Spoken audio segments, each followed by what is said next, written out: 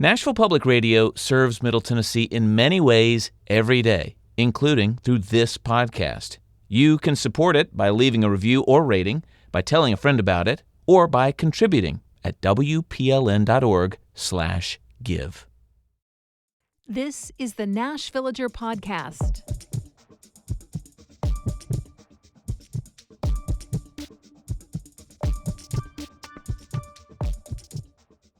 It's December 12th, 2025. On this day in 1935, Nashville businessman and philanthropist Joel Cheek died. He was the founder of Maxwell House Coffee, a brand that can still be found on grocery store shelves across the nation today. I've talked about the origins of the company in a previous episode of this podcast. Well, Joel Cheek and his wife Minnie lived just east of Centennial Park when that was a neighborhood of grand homes instead of the hospitals and apartment buildings that are there now. At the time of his death, one of his cousins was just a few years settled into an even grander mansion farther to the west in Belmead. Yes, Leslie Cheek was the Cheek in Cheekwood. And of course, this is a very special time of year for that property. The mansion turned museum and botanical gardens have long been an important part of holiday celebrations in Nashville. I'm Nina Cardona, and this is your daily digest of what's happening around Middle Tennessee with historical context from Nashville Public Radio, WPLN News. When I was growing up, the trees of Christmas at Cheekwood was a really big deal. All through the mansion and Botanic Hall, there were tons of Christmas trees, each decorated by a different Middle Tennessee garden club. What I didn't understand at the time was that the annual event is actually how the Botanic Hall building at Cheekwood even came to be. The Trees of Christmas started in 1964 as a fundraiser run by the Nashville Horticultural Society, which then became the Horticultural Society of Middle Tennessee. And the event was used to help pay for the development of that building at Cheekwood, then for furnishing it, after that for upkeep. In 2002, the Horticultural Society decided to end the event. And that was the time when Cheekwood itself was starting to really come into its own as a professionally run operation. The ladies of the various garden clubs in Nashville's wealthier communities had played a major role in establishing Cheekwood. They're the ones who really put in the work to make sure the property was saved after the family couldn't afford to live there anymore. At first, they were the ones in charge of the gardens. And even as a staff was brought on, they maintained a lot of influence on how Cheekwood developed and ran for the first few decades. These were women who ran in an old money crowd. Gardening was their daytime hobby, but they spent plenty of evenings in fancy gowns at fancy parties. Quite a few of them lived right there in Belmead. The attraction was literally their neighbor. They felt a great sense of ownership over the property.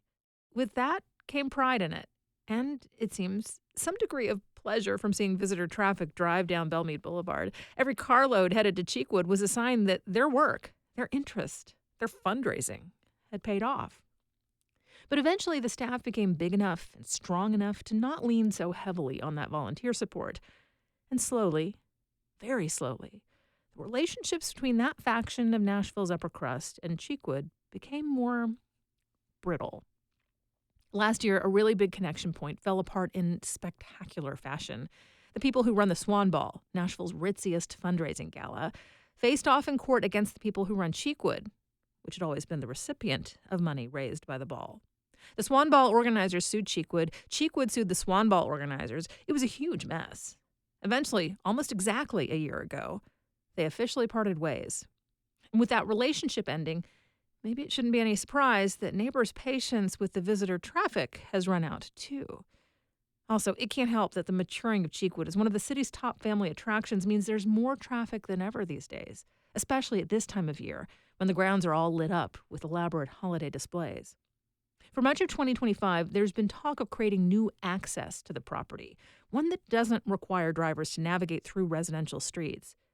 As WPLN's environmental reporter Caroline Eggers told us this summer, that would mean cutting down part of the forest in Warner Park, right along its border with Cheekwood, to make way for a new road from Highway 100. Now, that has ecological implications, so a different group of people are opposed to that plan. Oh, and the family of Luke Lee, the man who donated land to create Warner Parks, is suing over claims that building the road would violate the terms of his land donation. For now, everything is still up in the air. Cheekwood has purchased property at the point where the proposed road would intersect Highway 100.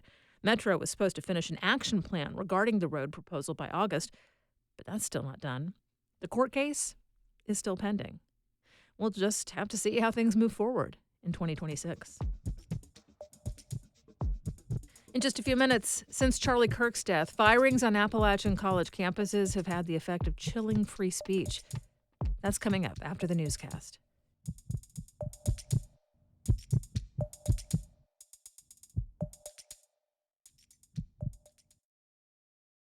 The justice system is complicated. I'm Paige Flager, and as WPLN's criminal justice reporter, I'm constantly asking, is the system working? And who is it working for? The system is broken. I think it's more punitive than anything. And this is not about justice anymore. This is about vengeance. We're trying to get justice from a justice system that failed us. How policies impact real people. Hear their stories here on WPLN News. Here's the latest from WPLN News. Harold Wayne Nichols was executed by lethal injection yesterday morning. He was put to death for the rape and murder of 20-year-old college student Karen Pulley in 1988. WPLN health reporter Catherine Sweeney was a media witness to the execution as part of her ongoing coverage of the state's lethal injection protocol and drug supply. She gave a minute-by-minute account of the execution. At 10:30, I have a note that he began sighing and groaning. There was some congested sounds. His mustache kind of puffed up and down. He had a thick white mustache. And at 10:31, he became very still. Court battles over the drugs used in this execution continued overnight and into the morning hours ahead of the event. Nichols' attorneys wanted to know the expiration date on the lethal dose, as well as the amount of drugs used in 2 executions earlier this year. TDOC refused to turn those over. A Knox County judge ordered the agency to release the information, but the state filed several appeals. Yesterday morning, Nichols' team asked the state Supreme Court to delay the execution while considering the case. Justices said they would not delay the execution, but that they are still considering the records issue. Well, during the execution, more than 24 people gathered for prayer outside of Riverbend Maximum Security Institution, remembering both the man being put to death as well as the victims of his crime. This is a lot like family to me as I look around here. People that understand what it's like having a friend being executed. My thoughts this morning were, why am I going back? Why are we doing this again? We pray for Karen Pulley, whose life was taken in violence, strengthen her family, and all survivors of violence, whose grief is lifelong and whose wounds are deep. The Lord saw how great the wickedness of the human race had become on the earth. But Noah found favor in the eyes of the Lord. Those voices are death penalty abolitionists David Bass, Bethany Mann, and Pastor Kevin Riggs, and the sole pro-death penalty activist on site during Thursday's execution, Reverend Rick Lawdy.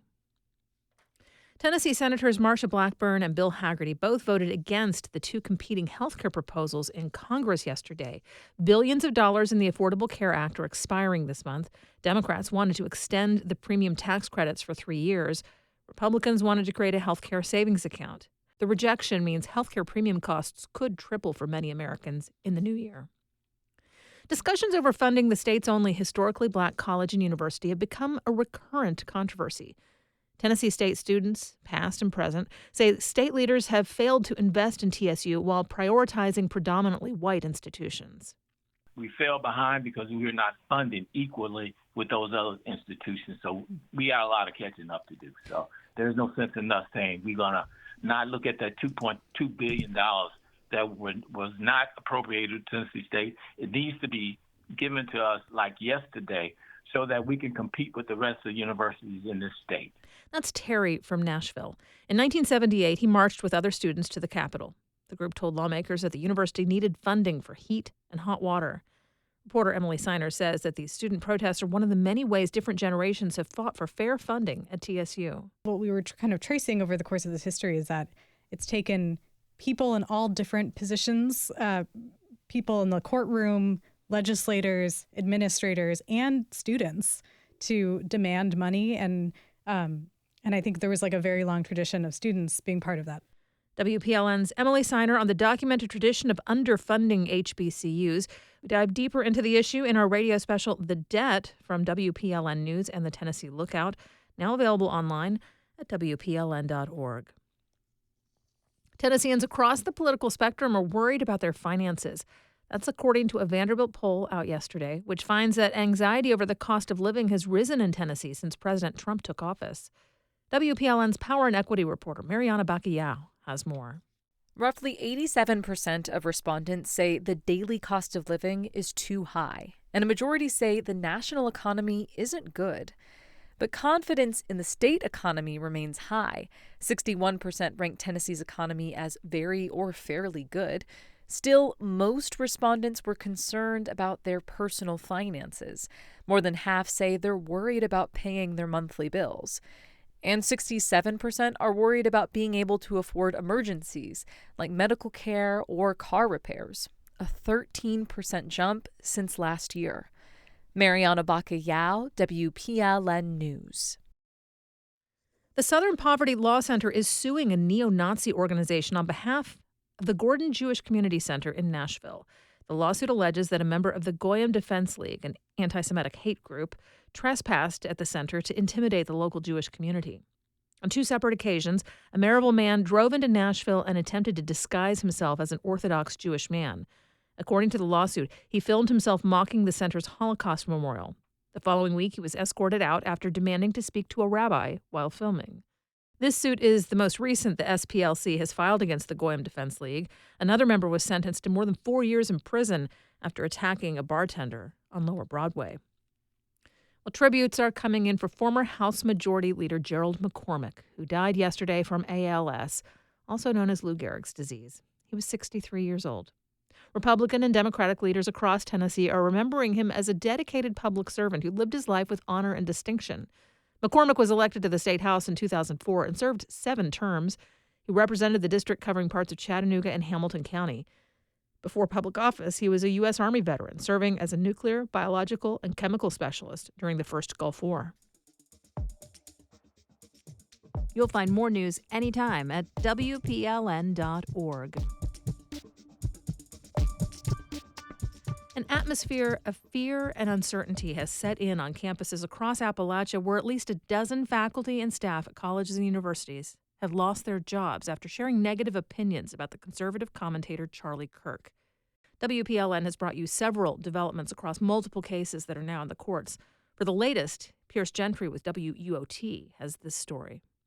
2 days after Charlie Kirk was shot and killed while speaking on the campus of Utah Valley University, Tamar Sharinian sat up in bed, unable to sleep, scrolling through Facebook.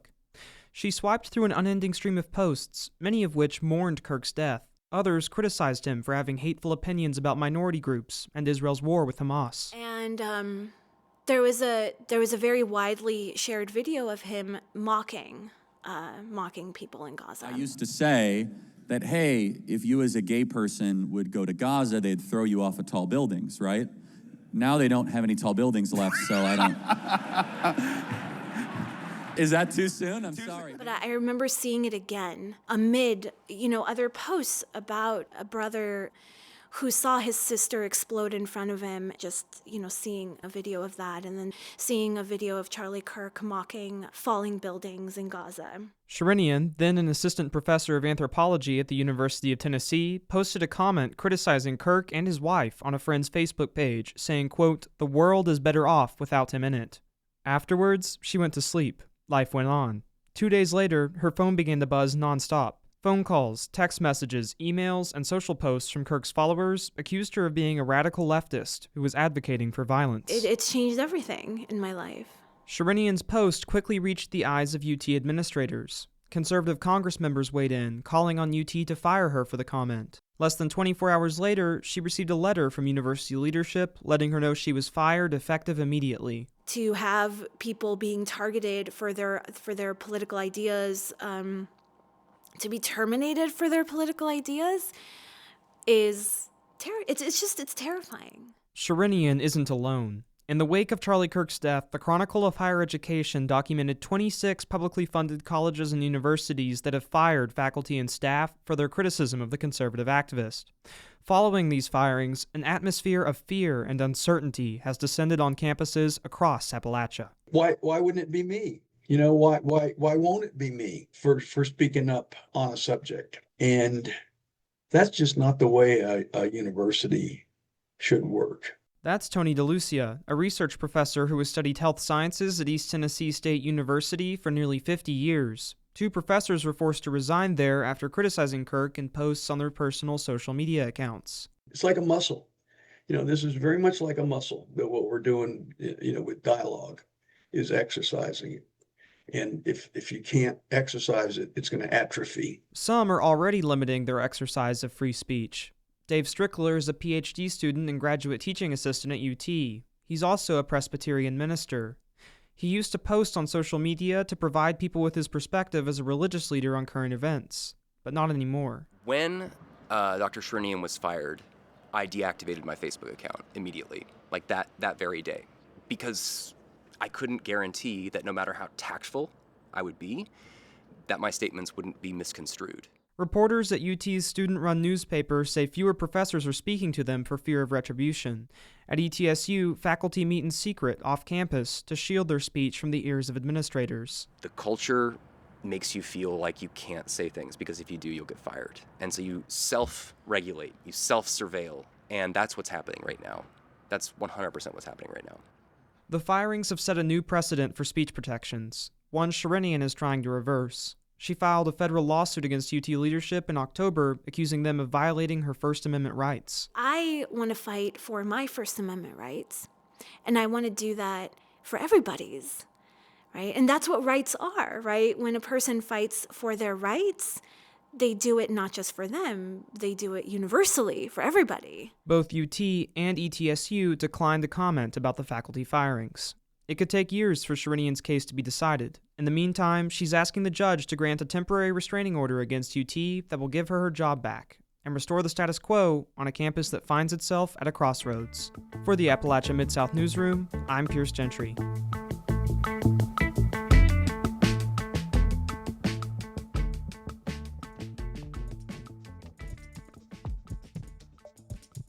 Thanks for listening to the Nashville Villager podcast. We take this look at Tennessee news every weekday. If you like it, go ahead and subscribe on your favorite podcasting app and tell a friend or give us a mention on your socials. It really helps get the word out. And of course, everything at WPLN News is listener supported. You can become a member at WPLN.org. And that's it for today. Thanks so much for listening. Let's make this day a good one. And we'll catch back up next week.